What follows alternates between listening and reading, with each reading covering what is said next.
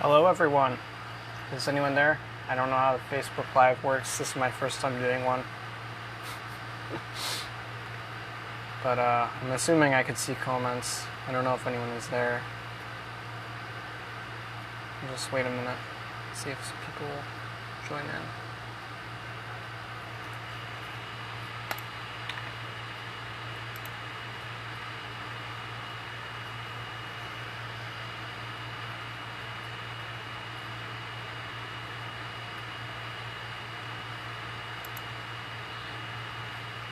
It's kind of funny. I can pull up my own live video on my laptop.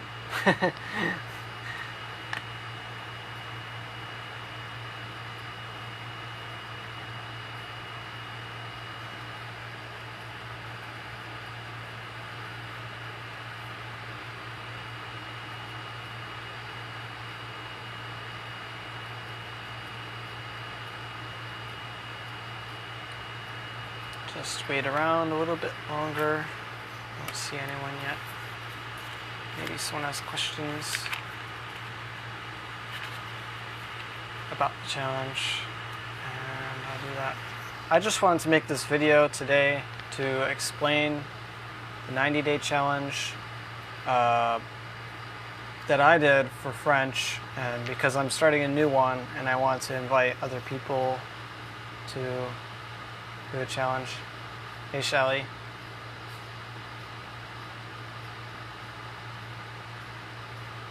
Yeah, so I'm just trying to explain the challenge,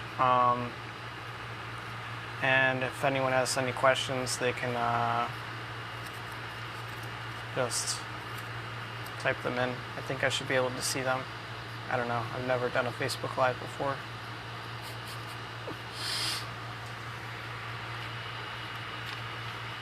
Okay, well, because Shelly's there, I'm going to start. So basically, I got interested in learning languages because I did a program in France, but I always thought it was impossible to learn a language because I sucked at it in high school, and it's actually the only class I ever failed was Spanish. Which is funny now because something I really like to do is learn languages, and now my next challenge is going to be for learning Spanish. But I used to think it was impossible. And then when I really needed the language, I just went and did a Google search and found out actually it's not so difficult to learn a language, and it's not impossible. If you're past a certain age, you can always learn no matter what age you are. And so the way that I learned, and what really catalyzed or accelerated my learning this time, was I did a challenge, which I got the idea from the website Fluent in 3 months. And it's a 90-day challenge to learn a language. And the challenge is to speak every day in your target language with a native speaker for 90 days. And at least 30 minutes every day, or 5 days a week for 1 hour. If you notice, if you do it every day, you actually have to talk less because it's better for your brain if you're talking every day than to talk more and less days. The more consistent you are, you learn faster. It's like that for like everything. I've also found the same thing with playing piano. If I play every day, it's better because you do a lot of learning when you're sleeping. Hey, Shaggy. How are you doing, Shaggy?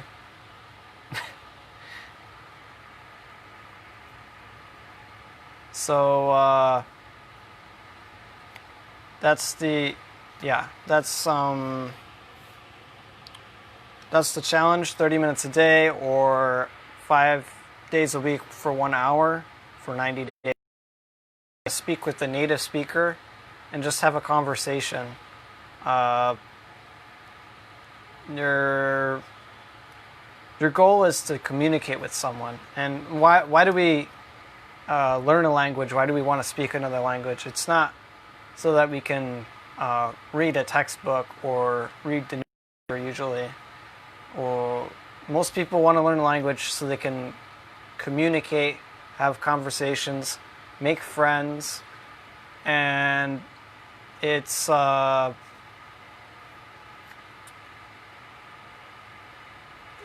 that's really the goal. You don't learn language like in high school. You don't learn a language because you want to use it. You use it because you learn it because you're forced to, and really it's not effective because of that. But if you actually want to use the language and learn a language, your real goal is to communicate with it. And I think that's really the value of knowing a language. You can connect with people. So that's why you want to have a conversation with a native in their language.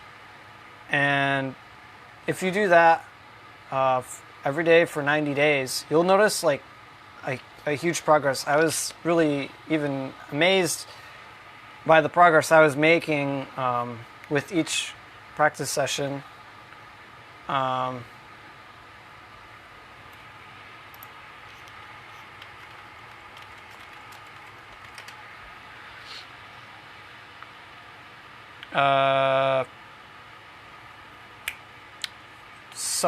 Sorry, I got distracted. So yeah, that's the goal. You want to communicate with other humans in your target language. And so you just, pretty sure I learned English just to use it. Okay, Shaggy. Just to use it, but because you wanted to talk to people or communicate with your parents as a child, right? This is why babies learn language, right? Because crying is not very effective for getting what you want.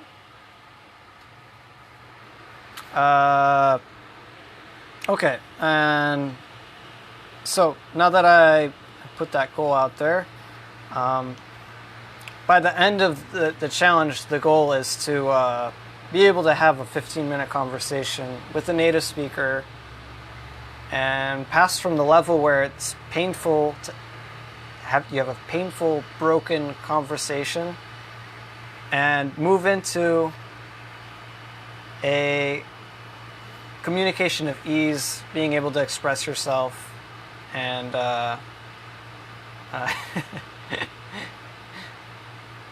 Nadia says, I learned English because the Brits colonized my people.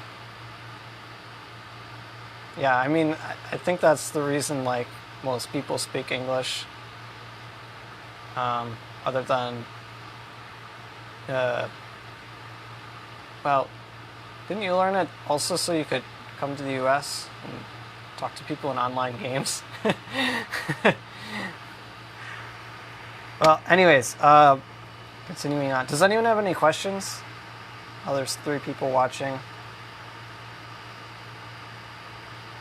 No, I mean, this is my first time making a live video, so I just wanted to explain the challenge and how I learned French, what are some things that work for me, and a little bit about the story, how I got into learning French.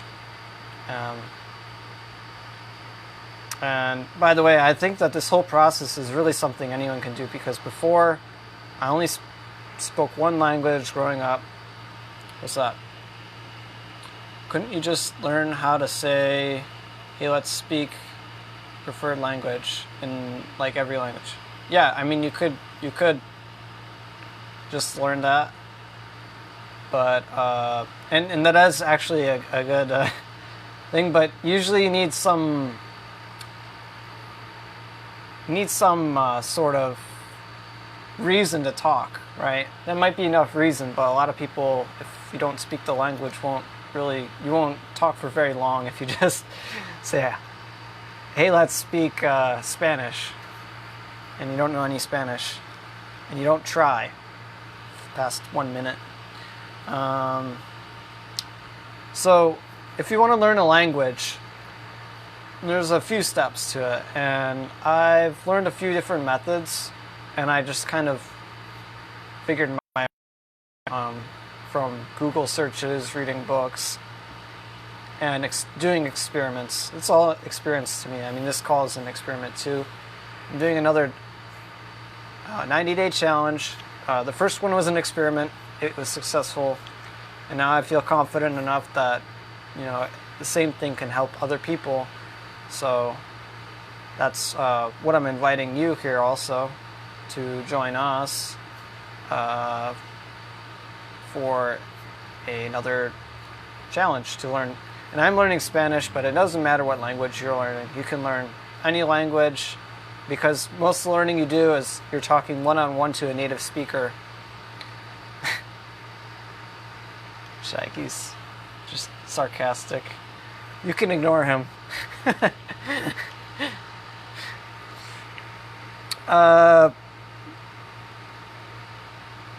Okay, so the first step in learning a language is to learn how to learn a language. And I mean, that's part of, I assume that's part of why you're here today, because you're probably a little bit curious.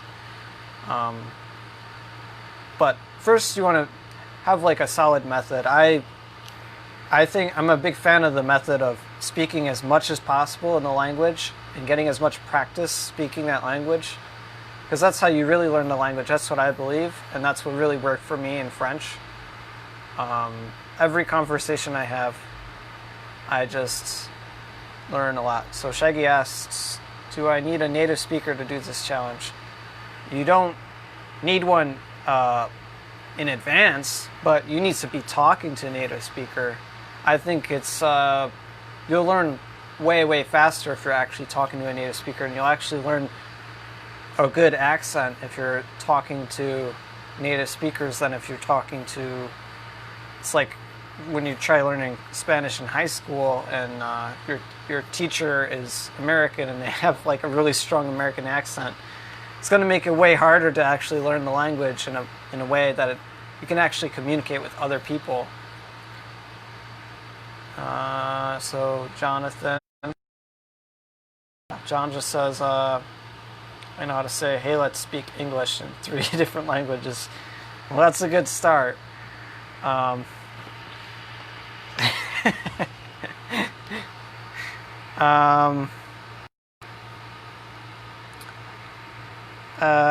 Okay, so the first step, learn how to learn a language. So there are a lot of different methods out there.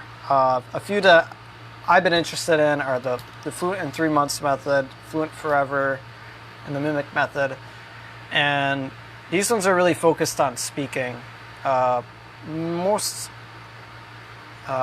Fluent in 3 months is just like this 90-day challenge. The whole idea is that for 90 days you speak that language and you acquire the language through practice. Shaggy, you suggest us to do this challenge for different vernaculars. Maybe I'm just not very smart. I don't know the word vernacular.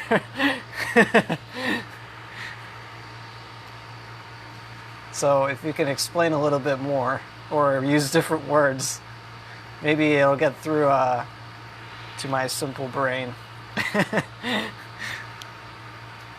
So the first method, you learn by speaking. You speak from day one. You decide you want to speak and you just jump in the Fluent in 3 months method. And along the way you can make what's called mini scripts. You can conversations you know you're going to do many times. Would this challenge give me an accent? Well, what do you mean? Like what kind of accent? The accent of the language you're trying to speak, or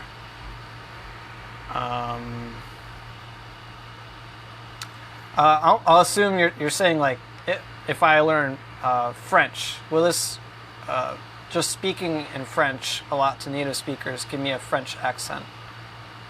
Okay, yeah. So it'll help you. I mean, obviously, the more you practice the language, the better your accent can get, especially in the beginning. in the beginning, speaking is really important for developing all language skills. So, there's many different language skills if you break it down. And I recommend, if you're learning anything, first step, I always like deconstructing the skill. So, in language, like let's say, if you're learning Spanish, there's a lot of different skills.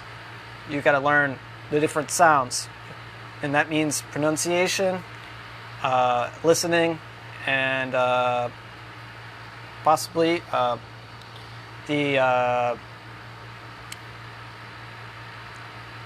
bit more of the. I'm losing my words here, but you can see I'm not always fluent in English. So be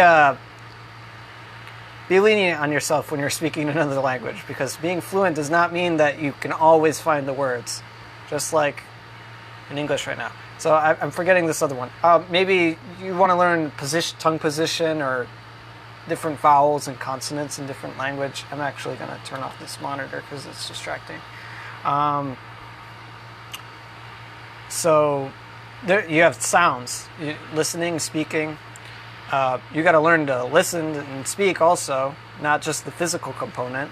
You got to learn comprehension and how to formulate your ideas in that language in real time for an oral conversation. There's also reading and writing, and sometimes the writing system have multiple systems, like in Japan, so it's a bit more complicated.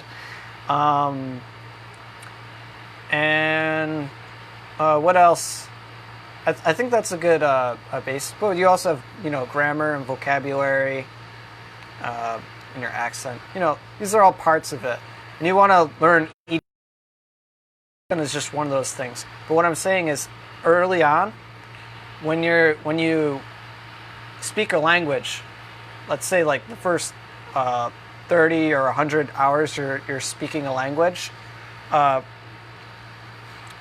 you'll develop a lot on the accent, the pronunciation, your listening skills and comprehension, as well as all those other skills, the grammar, vocabulary, and like literally it is the most efficient way you can practice, because you're using all these things. The only thing you're not doing is reading and writing, which are pretty easy to learn, in my opinion. After you learn how to speak, it's easier to learn because now you already have an idea for the sounds, and the symbols mean a lot more to you after that. Especially if you're learning a language with a different written system, I think speaking is a very important thing to focus on, because if you get hung up on the written system because it's difficult, because it's different, you're also going to, for much longer than it should,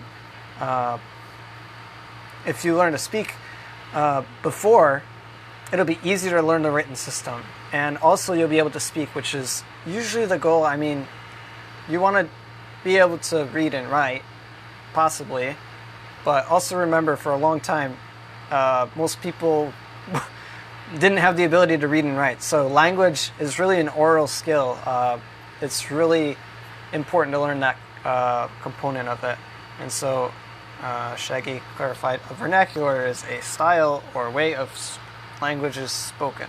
For example, Spanish spoken in Spain is different from Spanish spoken in Mexico. So would you suggest us to do this challenge for different vernaculars? I'm definitely not an expert, and I don't want to pretend. I've only done this challenge once. I haven't mastered French. I'm not at a native level. I'm at a conversational level where I can talk and have an easy conversation, quite fluidly in French, with French. But I still have a lot more to learn. But from what I've learned from all my studies and everything, all my research into pronunciation, it isn't necessary to do a whole nother challenge for a new vernacular or accent, like, if you learn English for American accent, British accent. you don't need to relearn how to speak. You just need to learn how to pronounce and listen. So you want to break down the phonology of the language, of the different accent or dialects. I think is a much better word than vernacular, just because people know it.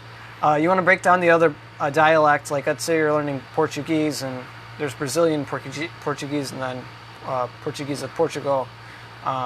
So you don't have to relearn Portuguese, but what you do have to learn is the accent. And you can look up literally on Wikipedia Portuguese phonology, and you can find how all the vowels and consonants are pronounced differently in the different dialects. And also, Shaggy asks, does this work for sign language? Yes, it works for any language. Though I don't know from my own experience. I only know from the experience of other people. I haven't learned sign language, so I guess that's a disclaimer.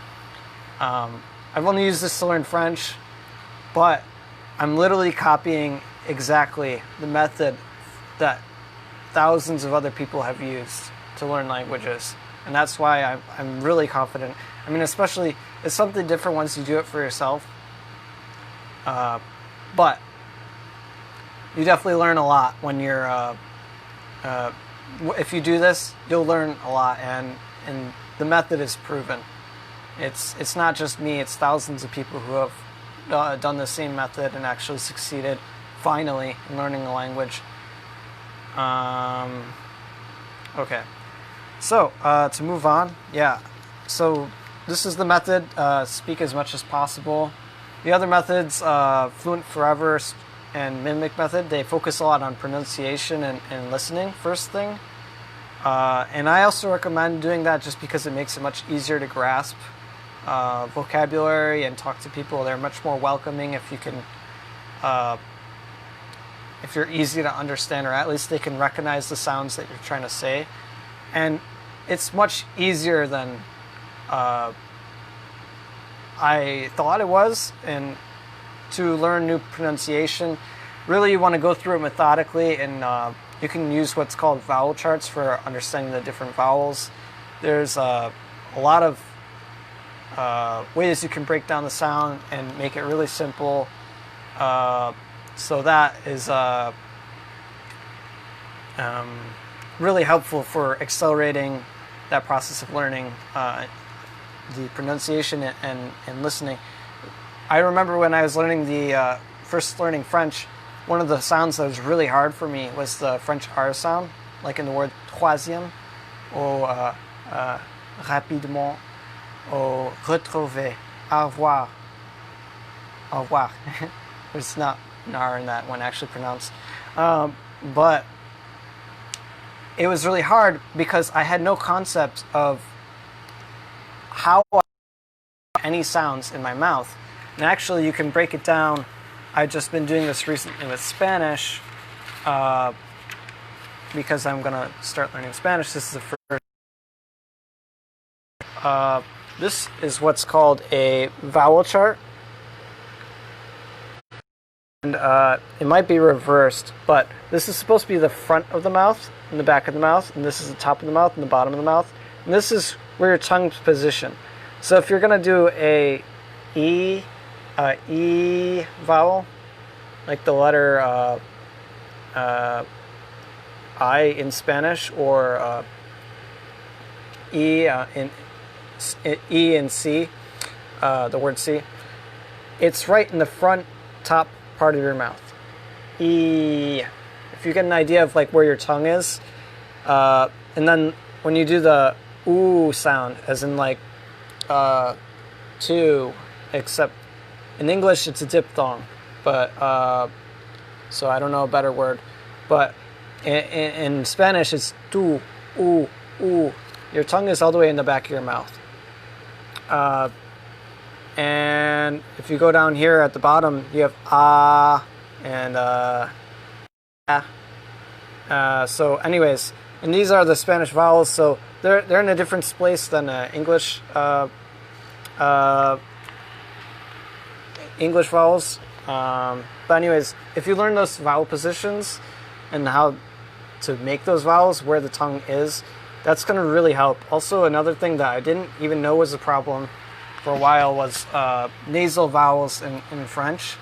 But when I learned actually the phonology and all the sounds and how they're pronounced, I actually learned that there were 3 sounds I was confusing with each other in French, the un, and sounds.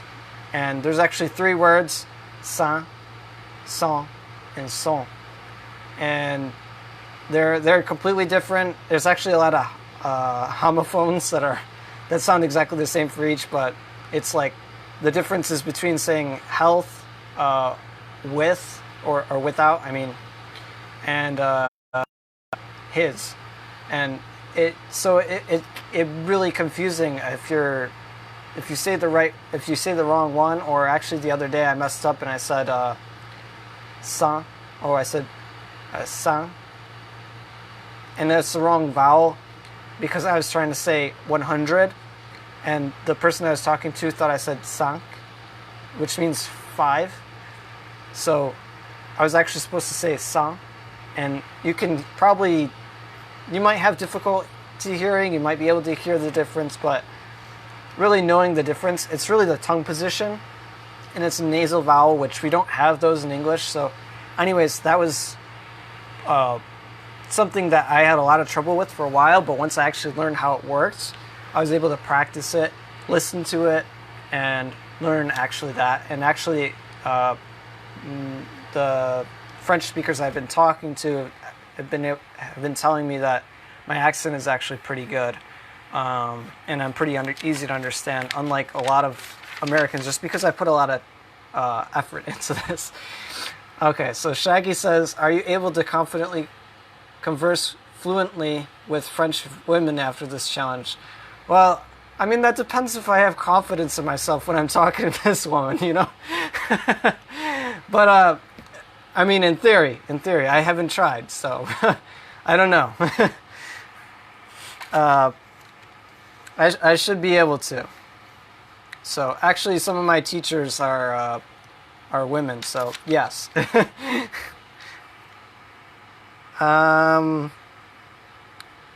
Test. Okay, so this first step, you want to learn how to learn a language. The step 2 is you want to make an experiment. You want to test a method. You want to test your method, like you want to test if what you think, the way you think learning a language will work. Okay, I said that in a really weird way. After you learn how to learn a language, you want to test that hypothesis. Can I learn a language if I do it this way? And for me, it might be a little funny, but well, it's not funny, but I can't remember where I heard this. But I read this somewhere that this is a crazy idea is a quote, and he said, this is a crazy idea. The hypothesis, it's probably not correct, but it's worth trying, because if it were correct, it would just be so valuable. And that's the way I see this, doing these experiments with language. So I did this 90-day challenge. I didn't know if it was going to work. I just decided, okay, I'm going to book a lesson and see if this is the final way, it's actually going to work for me to learn French. And it actually worked. And it was totally worth it. Even though I've tried a lot of other things that didn't work, I finally found one that worked. So it was all worth it to do all those, to try all those things. So a general method of learning the language. First, I'd suggest trying to learn the sounds, and that takes like 1 to 3 weeks. And so first you want to learn what the sounds are. E, I, O, A. Let's. I actually am falling apart with English right now. So and those are the main vowels in Spanish, but there's also other vowels. And what is a vowel? It's all only a tongue position and unobstructed airflow through your mouth. And then there's also consonants, so you want to learn all the consonants in the language. And once you learn all the sounds in the language, like really it's easy. Now it's not, there's not one sound that you just don't know what it is or you can't hear it. And so it's really confusing you. Once you know all the sounds, you don't have to worry about all that. And so it's a lot easier to do all the other things, learn the vocabulary, understand people, become understood. So that's part of why I suggest that. But I wouldn't let that slow you down from starting to speak. I think you can start speaking at day one, and it will be very helpful in any case. So that's the first step. You learn what the sounds are, get a general knowledge of pronunciation and phonology. It's really easy. I mean, I had this course that just was like 2 hours of videos or something, and then I do some drills, just like listen to some audio of some words that say like the same vowel over and over, like oso, lo. I don't know other ones, but I was listening to this recording of Spanish O vowels for a bit, just to get that vowel stuck in my head. Then you learn how to hear it, which is why I was listening to it and pronouncing, and that's why I repeat after the recording. And with the really hard sounds, it can take longer, but with the sounds that really don't exist in your language, like the French R and the Spanish R, they can be very difficult to master in the beginning, but it just takes time and practice. You can get there eventually. I know for Spanish R, I've even heard it takes some kids when they're learning, when they grow up learning Spanish, it takes them until they're 10 years old to be able to to trill the R correctly, like ra. It's just a really hard sound to make, but what's nice is actually that isn't too important if you just want to be understood. You can still be understood even if you don't have a perfect accent. So don't get too hung up on that. You can learn it as you go. You know, even if it takes you 8 weeks to learn, you can learn it someday as long as you're trying. So don't be too worried about that. So Shaggy has a serious question this time, finally. Does the native speaker you work with as well have to speak in English as well? I might have said that the wrong way, but yeah, no, I actually like talking to native speakers who don't speak English, or their English is pretty poor, because they have a lower tendency to switch to English, because you only learn when you're speaking your target language.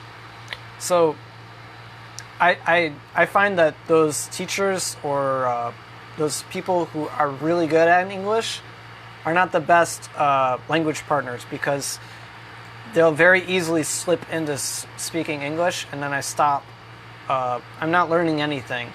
Now it can be useful, and I can imagine in the beginning also, if you're talking to someone and they have some basic English, maybe they can help you out. If you don't know a word, they can give you a translation. You can say "Como se dice mouse," and then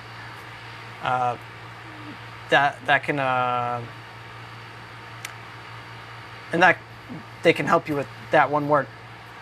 But no, it's definitely not necessary to talk to someone who can speak English to learn the language. Can you do this challenge with a cousin you normally cannot converse with because of a language barrier? That would be a great idea. If you just want to connect with a cousin or a family member, you have a language barrier, that sounds like a wonderful opportunity to learn a language, because maybe you can even do a language exchange if you both want to learn each other's languages. But if that's not necessary, if you want to learn their language but they don't want to put in the effort, but they're willing to talk to you, you just really need a language partner who's willing to talk to you in that language you want to learn, and they'll take you seriously, and you can get consistent practice, every day. It's probably really hard to talk to the same person every day for 90 days. But if you can do it with your cousin, that's a great idea. Okay, so first, if you master the sounds, or not really master, but you learn what they are, that will help you learn the language.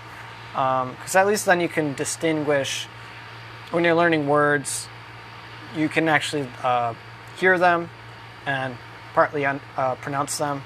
So that helps a lot when you're actually your brain's trying to like associate those words, those letters, sounds with the meaning. And that's really what language is. Because it's all completely arbitrary sounds that we're making. And we've agreed that mutually that this thing, if I put my mouth in this formation, in this sequence, and I say these sounds like p, e, n, s, e, il, and I say pencil, we know what that is. And you know what that is because that's what English has agreed upon. And that's really what language is. It's completely arbitrary. These movements in our mouth, these symbols on the sheet of paper, the letters we write, the sounds those letters make, it's completely arbitrary. It's just a tool. And if you realize that, then you can realize, wow, learning a language is actually kind of simple, because all you're doing is translating concepts or things into an arbitrary thing. And when you learn another language, you're just doing the same thing that you already did for this language for another language. So the second part, after you learn the sounds, you can learn basic vocabulary and phrases, especially helper verbs like to have, to want, to go, or maybe, to go is a good one too, because you can you can do different conjugations. Like in French, a shortcut I used instead of learning the, hey David, how's it going? A shortcut that you can do with that is you can use the word I'm going to for the future tense instead of saying I will go. In English, it's pretty a bit easier. We don't conjugate the words for future tense like I did or I had done for the past tense. We change the word from do in that case. I'm doing well, thanks, David.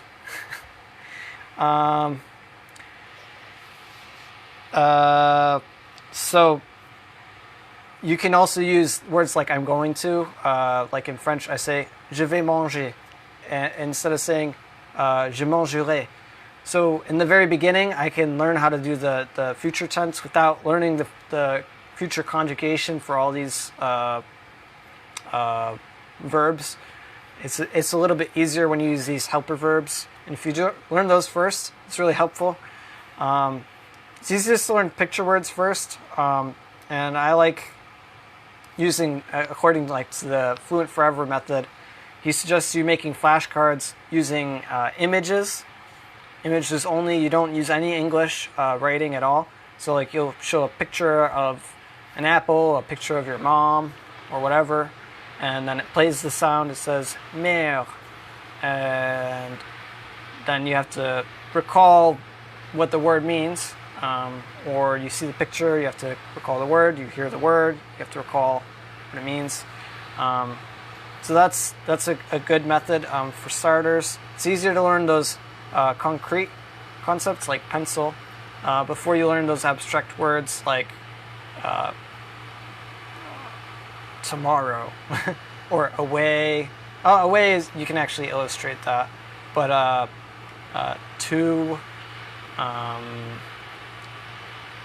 about.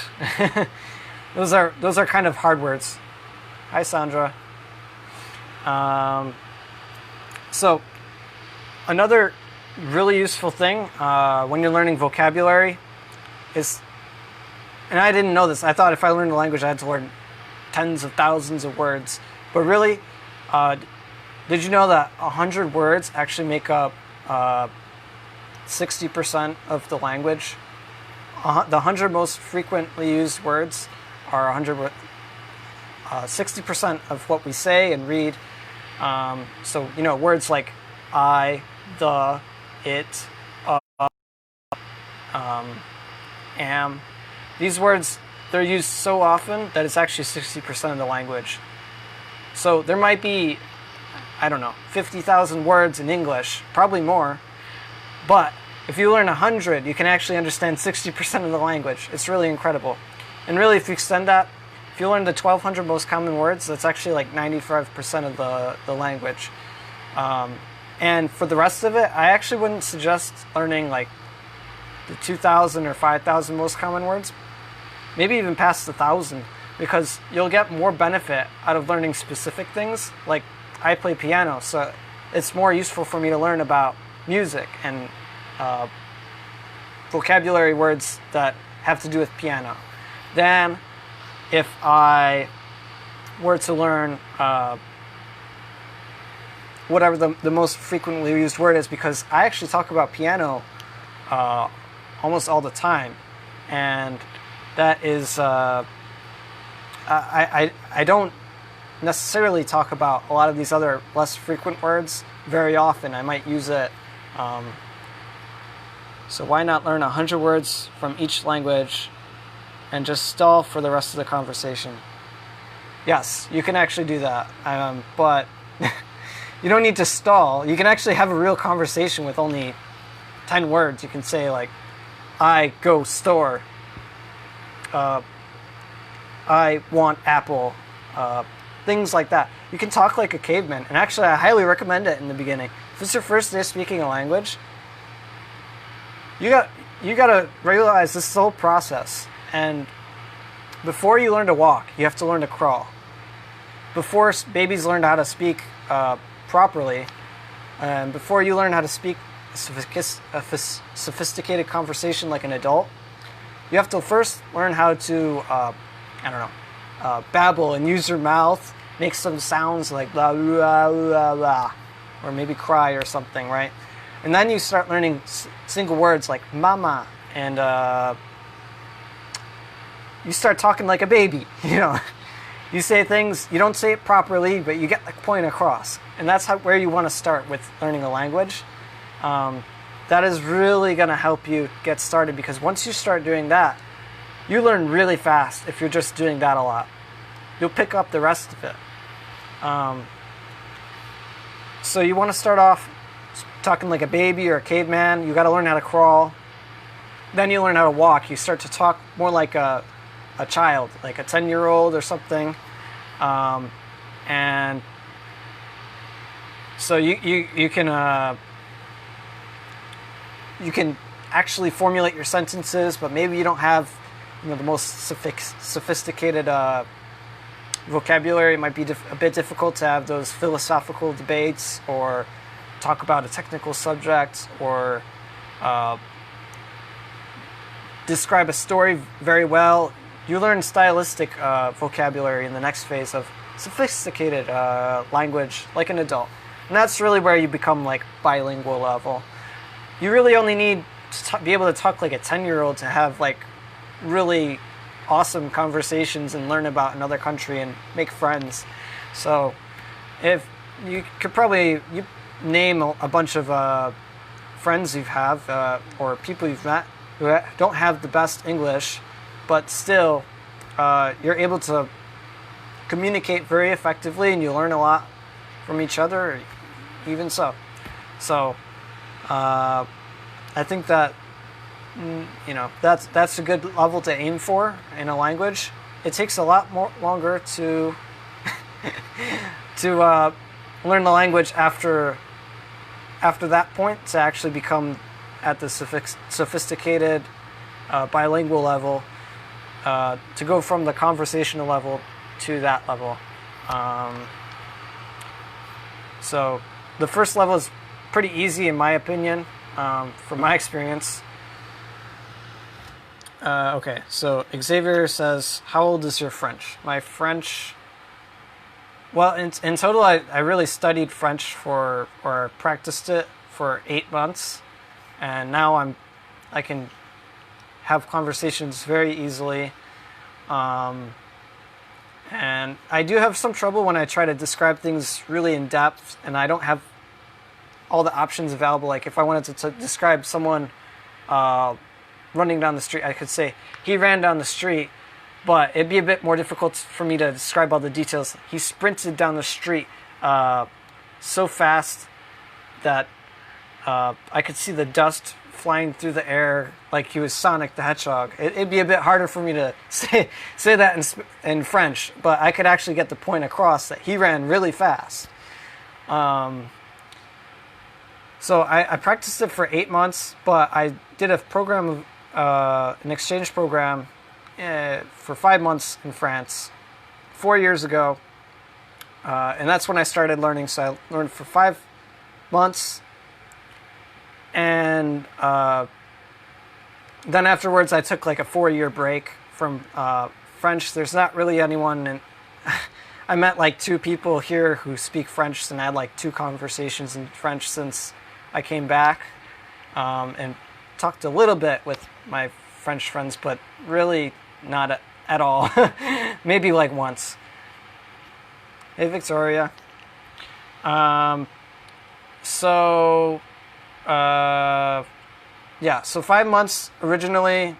After 4-month break, I started this challenge, so it's like 3 more months. Actually, it's like 3.5 now. So I started with since I started with the challenge, and actually I learned more since starting the challenge than I even learned when I was 5 months living in France, just staying here in Buffalo and doing Skype calls with people. So that's a bit more than 8 months of French now. And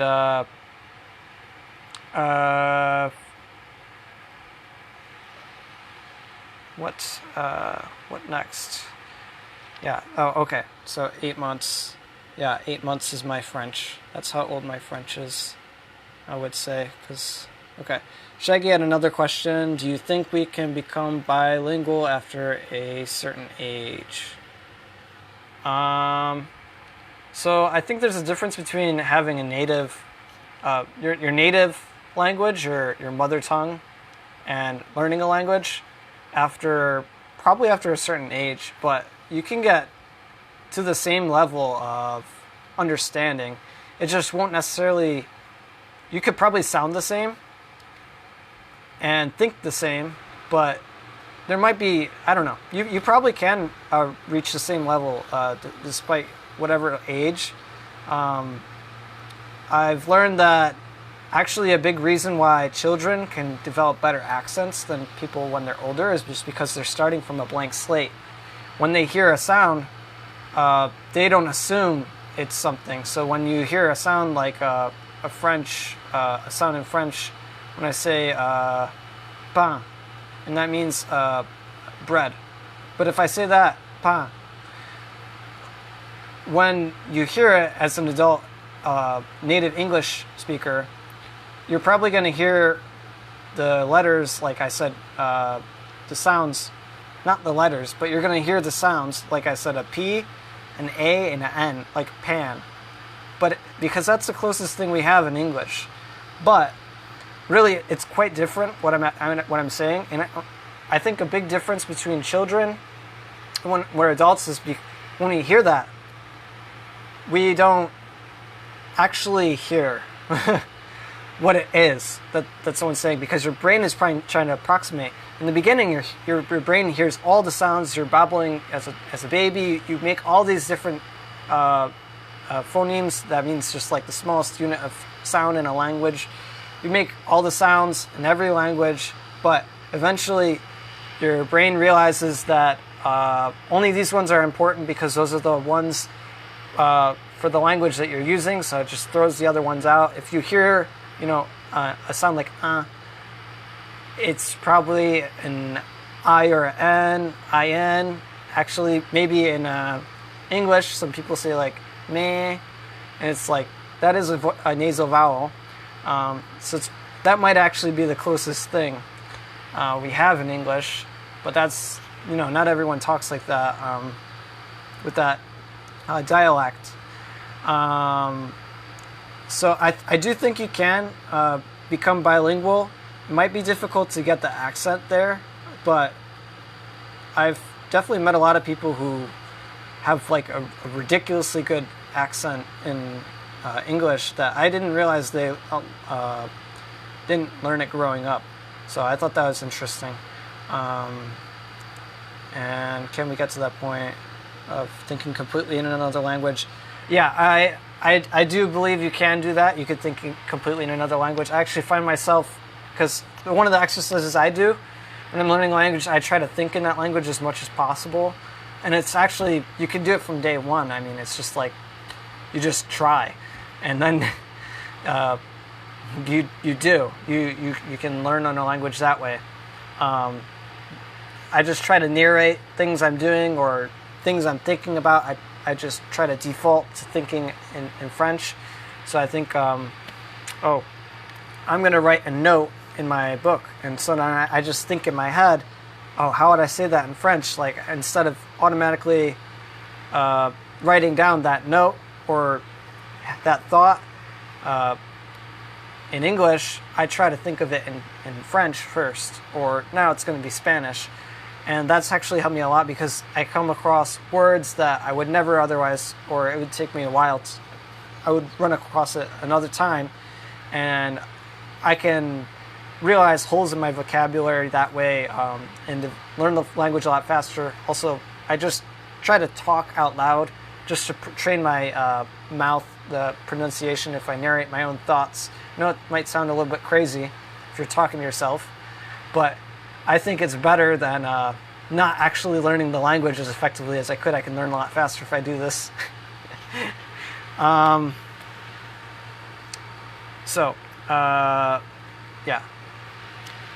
And just to be clear, I haven't done it myself, so I can't say for sure, if it's possible for everyone, but I definitely think some people can reach bilingual level, and you can definitely reach bilingual level of understanding and expression in another language without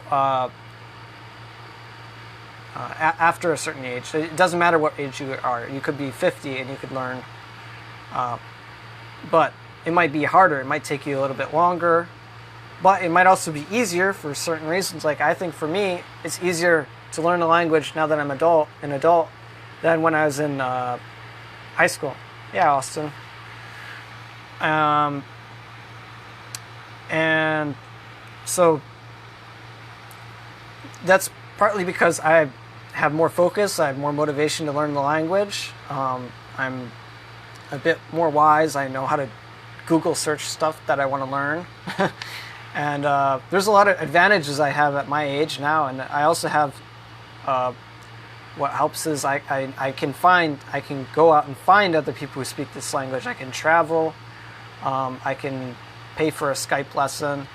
And so there's a lot of advantages of learning as an adult that can allow you to learn a lot faster than possibly even you could as a child. I know, for example,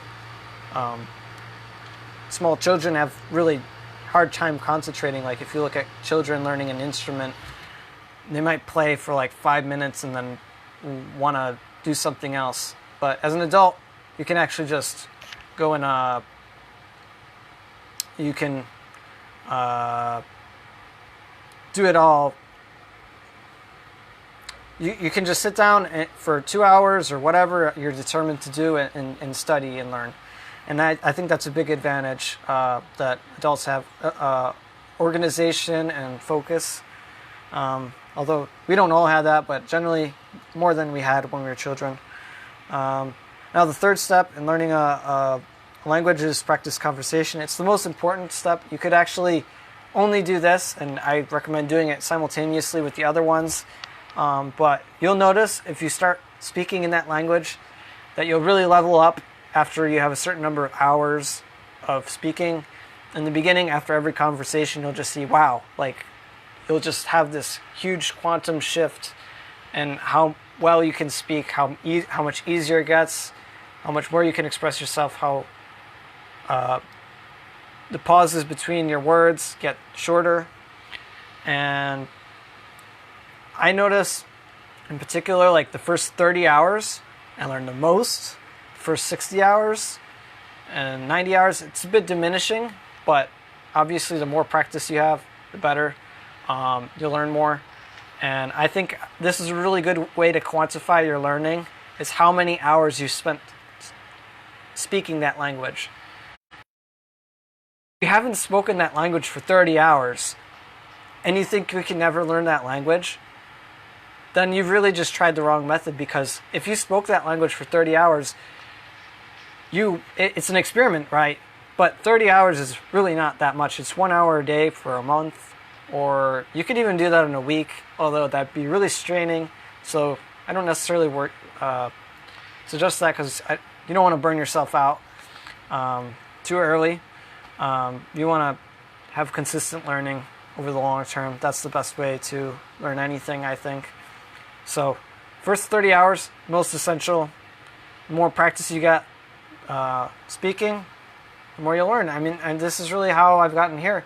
When I was living in France, I was getting about 1 to 2 hours of good conversation per week. And now I'm getting 7 hours a week because I'm doing Skype lessons, 1 hour a day. And so that's really the power of actually booking lessons and doing language exchanges. It's a lot easier to get consistent practice like that than, for instance, if you're just living in a country and just trying to talk to people. It can be very difficult for other people to have motivation to talk to you. Or when I was in France, I was running into this problem where a lot of people were wanting to talk to me in English because I'm American, and they could tell that my French wasn't native level. So they would just automatically try to speak in English because they wanted to practice English. So that was a problem I had. But the more you speak, the better you get, the better accent you have, the better your pronunciation. These things really help people be more willing to talk to you in their language. Does anyone have any questions?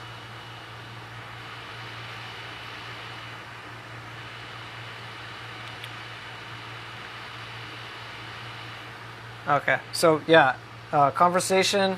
You learn all the skills associated with a language. You learn listening, comprehension.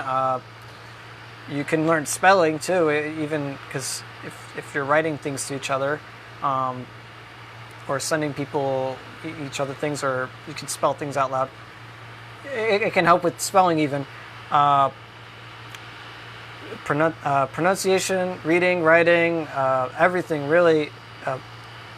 Whatever vocabulary, grammar, I think the most efficient way to practice or learn, most efficient use of your time in learning a language is speaking the language, having a good one-on-one conversation completely in that language with a native speaker. And if you do that, you'll really learn a lot more than if you're doing anything else. It can be really useful to do some review afterwards, and maybe you write down some of those mistakes or words that you learned in that lesson. But that's not. It's really useful to have those conversations for that purpose, and that's really the most important thing, that you have that time. In this challenge, the whole goal of this challenge, if you can get 50 or 100 hours of speaking practice, I got like 90 hours of speaking practice out of this challenge, and that's why I'm able to speak French now. Before, I don't know how many hours I had, but it was not 90 hours of French speaking, and that's why my French really improved when I practiced it for 90 more hours. So you learn to speak like a baby, and you learn how to speak spontaneous conversation like a 10-year-old, and then sophisticated conversation like an adult. Next component is grammar, advanced vocabulary, abstract words, and all four of these things, you can really do them all at the same time.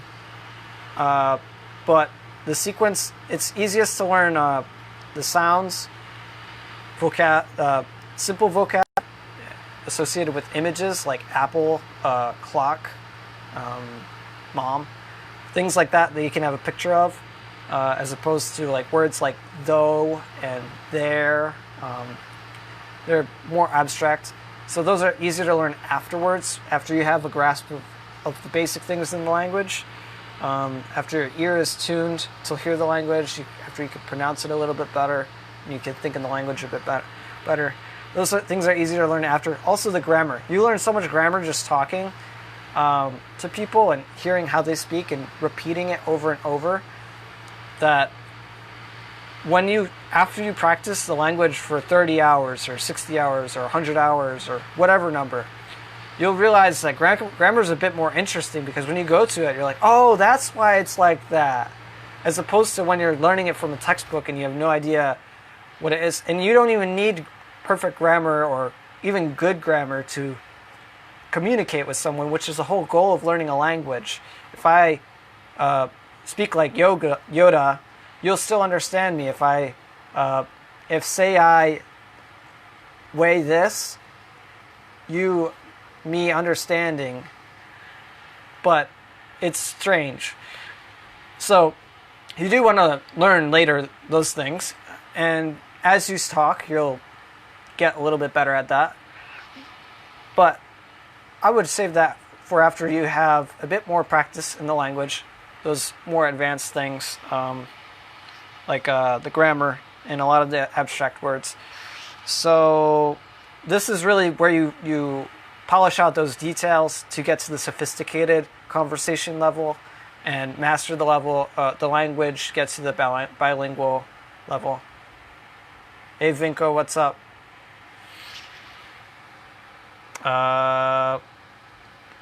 Okay, so now I'm going to talk about the rules of the conversation for the challenge for faster growth.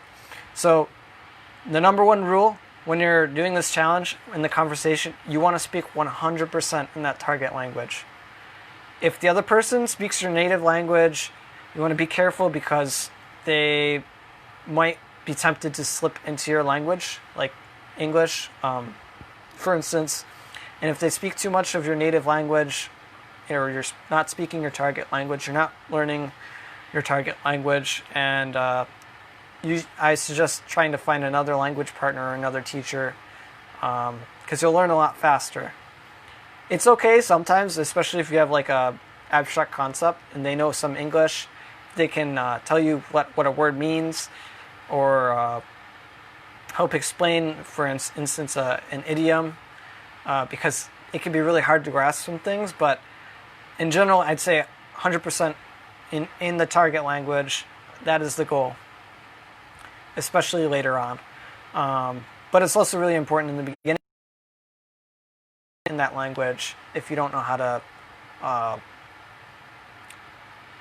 say the thing, you want to learn how to fend for yourself and communicate. That's part of learning a language, is learning how to explain things, explain yourself when you're at a loss for a loss of words. So then the second rule for the conversation, you want to only count time speaking to native speakers. I would not count time talking to your friend who's also learning Spanish in Spanish, because they do not have the same level of understanding. They could be talking in Spanglish and you wouldn't even know. Neither of you would know.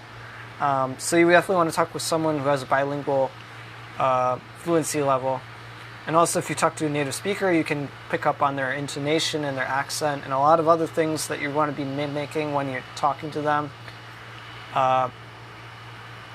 So that's why you only want to count time talking to native speakers when you're talking about speaking 30 minutes or an hour per day in that target language for this challenge. It is, okay, third, it's not important to find a teacher for the language. It's only important to speak to someone who is a native of the language or has bilingual fluency. and is willing to speak to you consistently, or at a specific time. Consistency is more about like you getting your own consistency, because you want to speak every day, right? But it doesn't mean that I want to speak to the same person every day.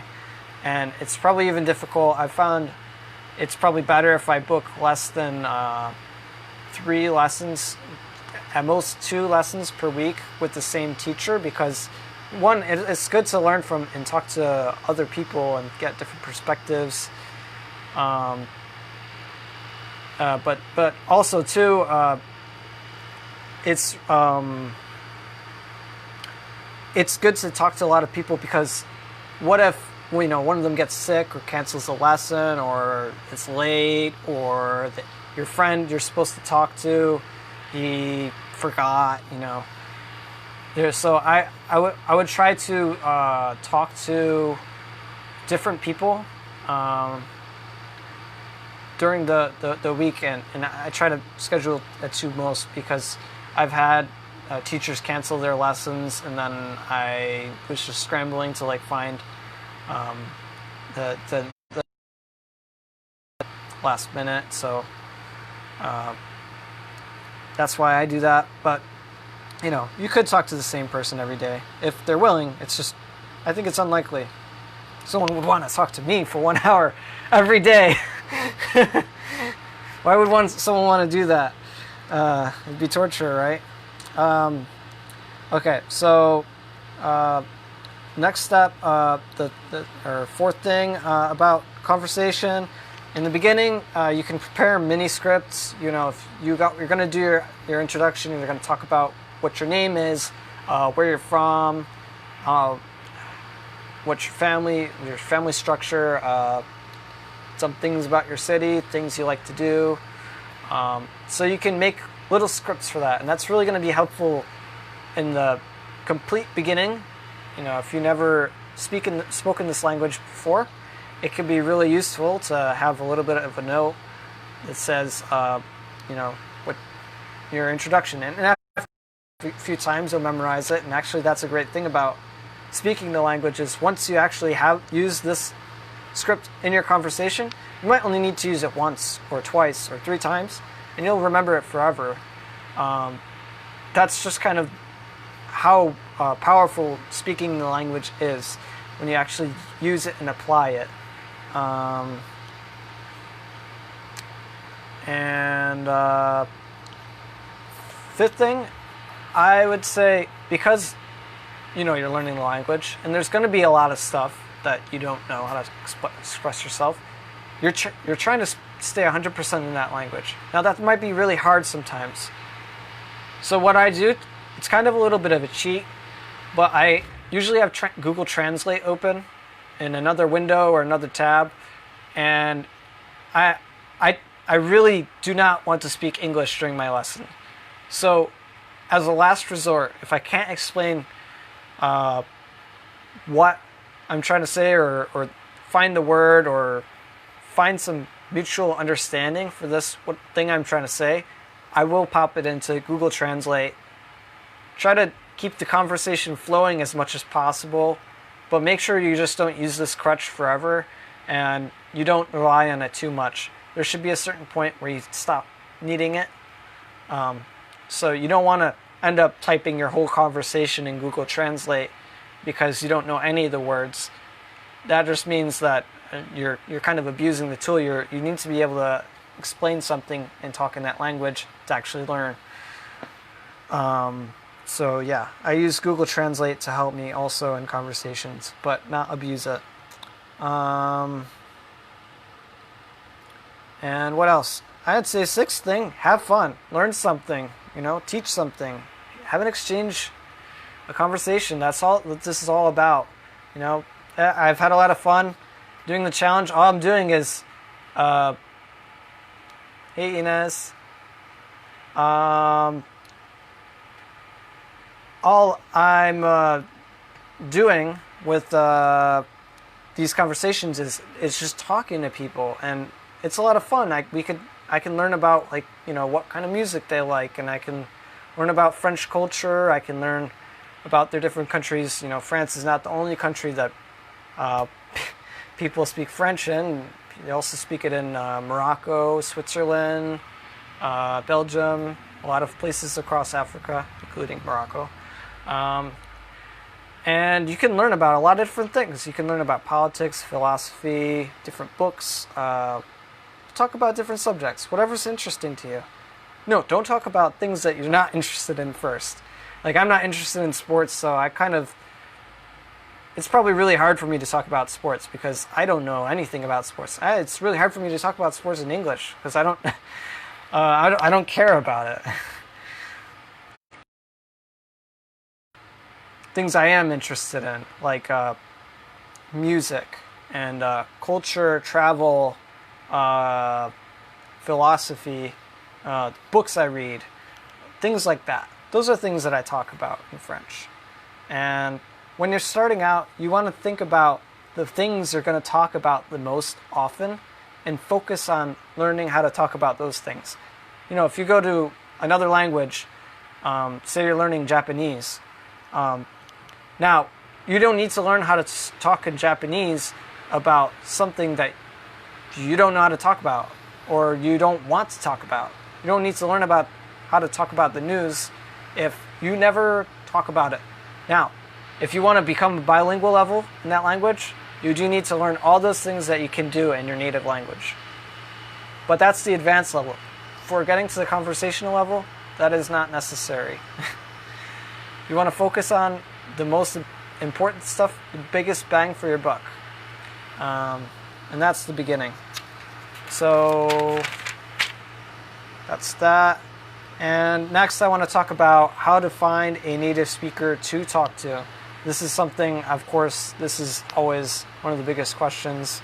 And before I get into that, does anyone have any questions? I'll just be looking at that comment box while I'm talking, and I'll get to your question if someone asks something. Okay, so how to find a native speaker to talk to.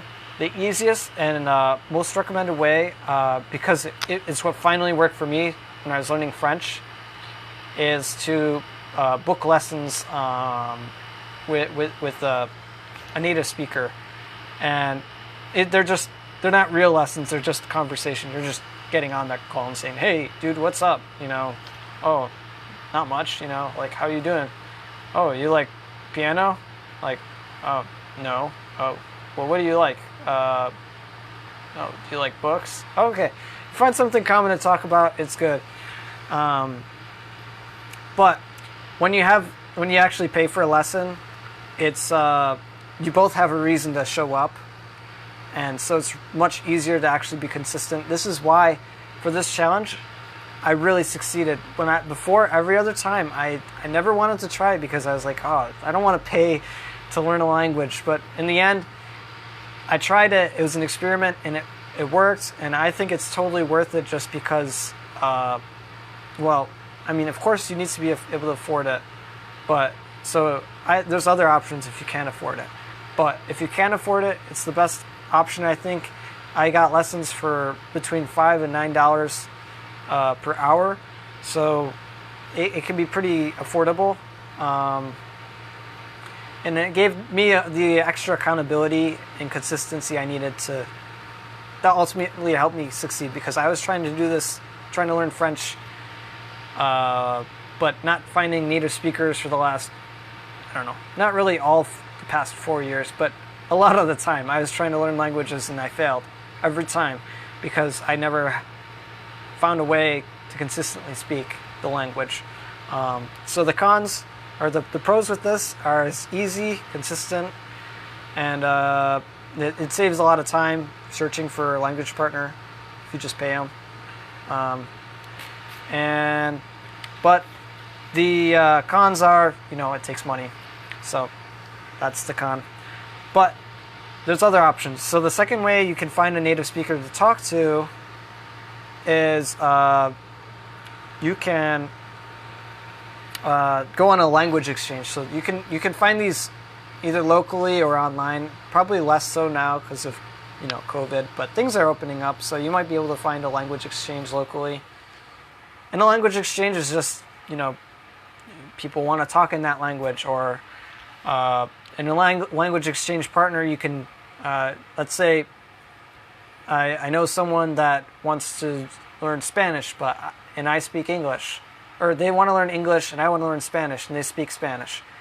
So we can talk for 15 minutes in English or half an hour in English, and then in exchange we can talk for 15 minutes in Spanish or 30 minutes in Spanish. And that way we're both learning, and it's a good way to save money if you can find something like that. I haven't had a lot of success with that, but the local events when I was living in France, I was able to find meetups where people would speak in French, and that was actually the best practice I got the whole time I was there when I went to these meetups, because people wanted to learn the language, they wanted to speak the language, and so I got a lot of practice there. So the pros of that are it's free. The cons are it takes extra time, and it can be hard to find a consistent partner or practice with that. Another pro is you can probably make better friends because you're not paying them, but that's a secondary thing. You can still make friends with your teachers if you're paying them. I just find that depending on the culture, it can make things a little weird. So third thing, there's lots of different ways you can find a native speaker, but another one I've heard from a lot of people. I haven't tried this personally, though maybe one day. You can find a boyfriend or girlfriend who speaks the language that you want to learn, and you can talk that language with them. It's probably a good way to improve the relationship, or maybe the relationship will fall apart if you don't learn the language. That's probably pretty good motivation to learn a language. And you can even try online dating, which I also haven't tried for learning a language, but I heard works for some people. And the fourth one, you can try talking to friends and family in the language. And that's probably also a pretty ideal way. You can strengthen those close relationships. Again, problem with that is it might be hard to make it consistent. So think about that. I think a good way to go about this is to have a mix between different things and try different things out. See what works for you. Obviously, everyone has a different situation. You might not have time to do a language exchange. You might have to pay for the lessons just to save that time and get the consistency. Maybe it's the only motivation. Well, you need that accountability, the extra accountability of paying for the lesson to make you actually commit to learning the language. But you can also, talk to your friends. I'd also talk to my friends in French. That's a good way to practice. But I also book the lessons. I do that kind of additionally because it's hard to plan and hard to make it go consistently. But if I speak an extra hour with my friend in French, that's, just an extra hour of practice. That's how I count it. So I think that's all I have for today. I kind of talked for a really long time, but there should be a recording of this, I think. I have no idea. I've never used Facebook Live, but I hope it records it so that more people can see this. That's the challenge. If you want to join me, I'm starting on the 18th of August is when I plan to start, and I'm getting a group together. It seems like there's a lot of people who are interested. So the whole challenge, again, you want to speak 1 hour a day or 30 minutes a day in the target language for 90 days. And if you do that, I promise you'll learn a lot. You'll grow a lot. You'll be able to speak that language way better than you ever could before. And it will be a big experience for you. It might change your whole life. Who knows? Changed my life. So, that said, that's all. And peace out.